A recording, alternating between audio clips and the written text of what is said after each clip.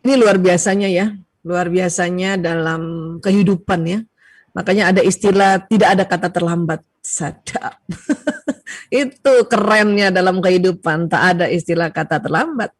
Yang penting sudah tahu lakukan. Karena yang sebelum-sebelumnya kita nggak tahu tuh Allah memaafkan. Ya, dan percayalah anak-anak, walaupun misalnya kita nih baru tahu konsepnya setelah dia besar, tentu sebelum-sebelumnya kan ayah bunda melakukan sesuatu di lima-limanya ini kan, walaupun tidak tersistematis, kan pasti melakukan kan. Ya, saya juga baru tahu tentang anak-anak bahasa kasih 5 yang harus itu dilakukan itu setelah baru ke 4 tahun terakhir, baru kan terungkap baru 4 tahun terakhir kan sebetulnya.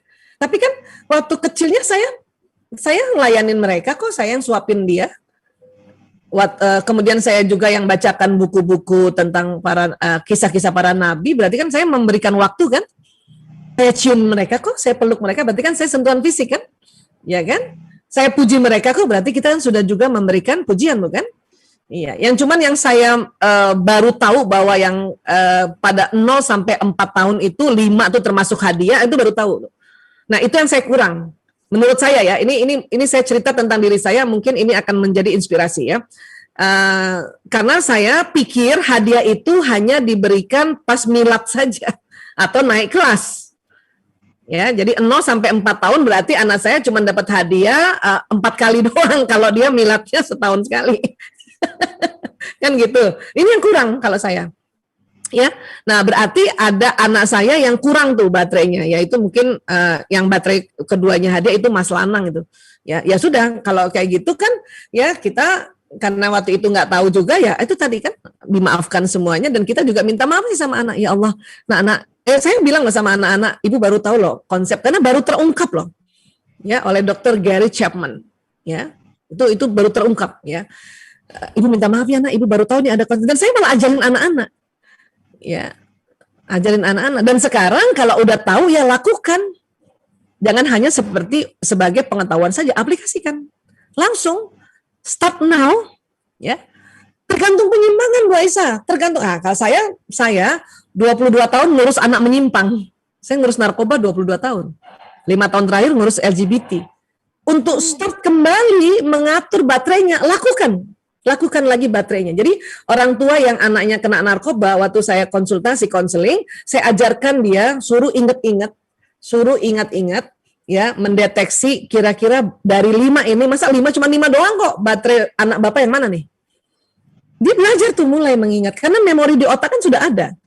Tinggal dikasih tuntunan untuk di coaching untuk mengingat kembali. Oh, kayaknya anak saya ini pujian Bu Aisyah. Saya nggak pernah muji. Nah, itu loh Pak, karena nggak punya muji, ketemu bandar yang muji, makanya pakai narkoba. Anak Bapak kembali, ya, Bapak mau tetap anaknya menjadi anak bandar atau balik? Saya mau balik. Oke, sekarang lakukan itu, puji anaknya. Direhab dia ketemu anak, ya, dipuji anaknya. Itu anak langsung terisi baterainya dan langsung patuh kembali. Masya Allah. Ya, bayangkan anak yang menyimpang paling parah yaitu narkoba dan LGBT, orang tuanya kembali untuk mencas baterai pertama dan keduanya, dia kembali patuh kembali dan menata ulang kembali tentunya. Ya, apalagi anak-anak yang belum sampai seperti itu. Ya, kurang lebih seperti itu insya Allah. Ya, tidak ada kata terlambat. Ya.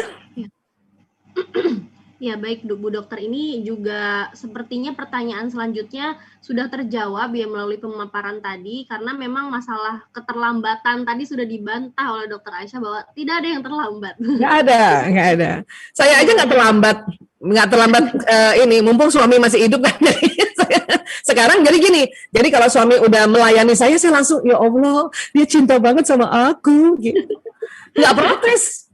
Kalau dulu protes saya, misalnya gini, suami saya, sini nanti saya ambilin obatnya di apotek. Saya suka bilang gini, nggak usah lah, suruh orang lain aja. Itu ternyata buat pasangan hidup atau suami yang pelayanan kita kontrak kayak gitu, dia sedih loh. Dia sedih, karena dia mau melayani kita. Makanya kita suruh orang lain, kan gitu. Nah sekarang ya langsung aja bilang terima kasih ayah selalu layanin aku. Senengnya itu suami. Ya, walaupun nggak langsung senyum ya, saya tahu lah laki-laki nggak jarang langsung senyum kalau seneng. Taunya dari mana? Oh, hidungnya kempes. Oh, saya senang itu kalau berarti. Nah, itu. Masya Ya, Allah, Masya Allah. ya, jadi memang semuanya juga insya Allah ada solusinya ya Bu Dokter. Ya, Nah, makanya tadi intinya kan di semua surat itu Allah pasti tutup dengan ya bagi orang yang mengetahui, kan itu.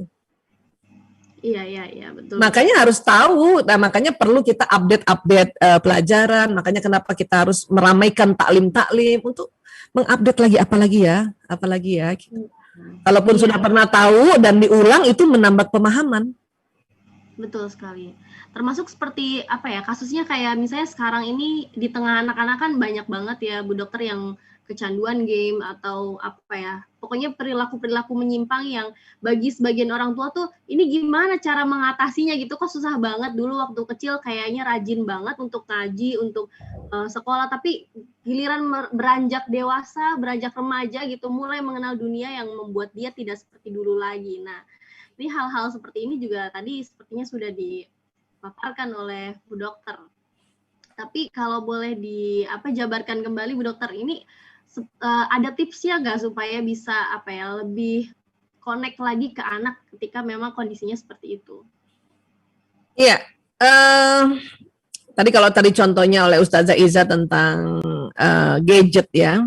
Ini harus tambah lagi kita kesadaran orang tua bahwa ini generasi mereka memang.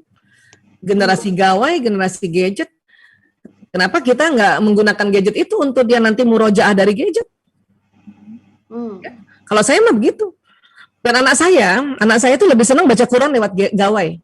Kenapa? Lebih gampang nyarinya, lebih gampang juga dia misalnya langsung saat itu juga dia mau mendengarkan murotalnya, tinggal pencet suaranya keluar. Ya kan sekarang banyak sekali itu, ya aplikasi-aplikasi. Dan menurut mereka kalau misalnya di gadget dan kemudian Qurannya sudah tidak lagi ada di tampilan, ini ditaruh sembarangan nggak masalah. Karena anak-anak sekarang mengatakan begini, kalau mushaf saya taruh sembarangan takut salah. Taruh di lantai, dia berdiri jadinya di kaki, takut salah. Gitu.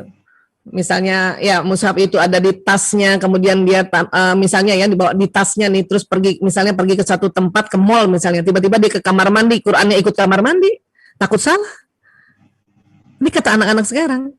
Maka mereka lebih senang digawai karena dia ya kalau sudah tidak lagi permukaannya ini adalah tulisan Quran, ya sudah bukan Quran lagi, ya gawainya misalnya ditaruh di lantai pas dia berdiri itu jadinya nggak salah kan gitu. Itu anak sekarang berpikirnya begitu. Ya, saya menghargai, iya juga ya gitu. Dan memang kalau saya memang generasinya generasi kertas. Saya baca Quran di gadget itu nggak mantep buat saya. Karena generasi kertas, generasi mushaf memang harus ya. Apalagi saya matanya udah nggak bisa baca yang kecil-kecil udah begini gitu ya. Nah, itu berarti ada karakteristik namanya, karakteristik generasi. Karakteristik era. Itu harus pahami juga. Pahami saja sudah. Makanya saya sangat menghargai orang-orang ya, ilmuwan-ilmuwan yang menggunakan teknologi ini diarahkan untuk belajar hadis bisa dari gawai, ngaji juga dari gawai, kisah-kisah Rasulullah, kisah-kisah para nabi dari gawai, karena memang itu karakteristiknya. So what? Ya. Dan adapun supaya anak misalnya, nah ayo sholat dulu, simpen dulu gawainya, itu kan tinggal diomongin dengan lembut. Ya, isi baterai kasihnya cas saja. Ya. Kadang kita ngomongnya juga sih kasar sama anak. Main terus. Ya main terus lah anak. Nah, kita yang nyuruh. Kamu nih ya, kalau disuruh sholat susah banget. Maka itu yang terjadi. Karena kuping anak mendengar, kamu kalau disuruh sholat susah, terbentuklah itu koneksi neuron bahwa disuruh sholat susah. Maka anak bawah sadarnya mau sholat susah karena kita sendiri sudah bikin. Kita melabel itu. Kalau main aja lama banget. Nah itu kan tersambung di kepala. Kalau main lama, maka anak main akan lama. Kenapa sih nggak ngomong aja yang sesuai? Makanya setiap mau bicara orang tua, terutama ibu ya, tenang, tarik nafas, istighfar, tanya sama diri. Jadi saya maunya apa? Nah, azan maghrib, sholat yuk. Udah cukup. Anak ngerti, sholat yuk, sudah azan maghrib, sholat yuk, sholat di kepalanya langsung, sholat yuk, azan maghrib, sholat. Kalau perlu dia lihat juga ibunya udah siap, ibunya pasang sajadah, ibunya sudah wudhu. Yang susah adalah ibunya suruh sholat, pas anak lihat ibunya masih pegang gadget. Nah, itu susah. Antara telinga sama mata nggak matching. Itu lagi susah. Ya, makanya suri toladan ini penting banget dalam pendidikan. Ya, jadi sekali lagi perhatikan tentang era. Ya, dan kalau anak sekarang, setiap anak ya, entah kapan eranya, kalau dia lihat orang tuanya memahami era mereka, mereka tidak tegang. Karena banyak anak, orang tuanya nggak suka lihat dia pegang gawai, maka itu batang otak tegang terus. Setiap dia lagi pegang gawai, padahal dia lagi baca buku atau lagi ngaji, orang tuanya ngeliatin dari jauh. Batang otak tegang. Nah, ingat, batang otak tegang, respon tubuh cuma 2, fight or flight. Serang orang tua atau kabur. Makanya malas disuruh apa-apa. Makanya, ya hargai juga era ini. Hargai. Nah kan gara-gara gadget makanya kita bisa ketemu lewat Zoom ini. Kalau enggak kan nggak bisa kita ketemu, ya nggak? Iya. Ya. Jadi hargai. Anak-anak senang dihargai. Sebagaimana saya juga waktu itu senang sekali sama ibu saya, dia menghargai buku cerita yang saya baca. Zaman dulu kan kita zaman buku kan. Ibu saya baca Bobo aja, saya bangga banget. Ibuku baca Bobo. Sehingga pada saat ibu saya turun untuk dia mengerti era anaknya baca Bobo atau majalah Hai, majalah Kuncung, zaman dulu banget majalah Kuncung, barangkali ada yang teman seumuran saya tuh. Mbak Vina barangkali seumuran saya. Baca majalah Kuncung, majalah Hai, majalah Gadis, ibu saya turut baca majalah Gadis, itu saya bahagia banget. Nah, pada saat saya bahagia, ibu saya suruh sesuatu sama saya ikutin. Itu psikologis anak. Ya. Nah, oke, nah, kurang lebih kayak gitulah, insya Allah.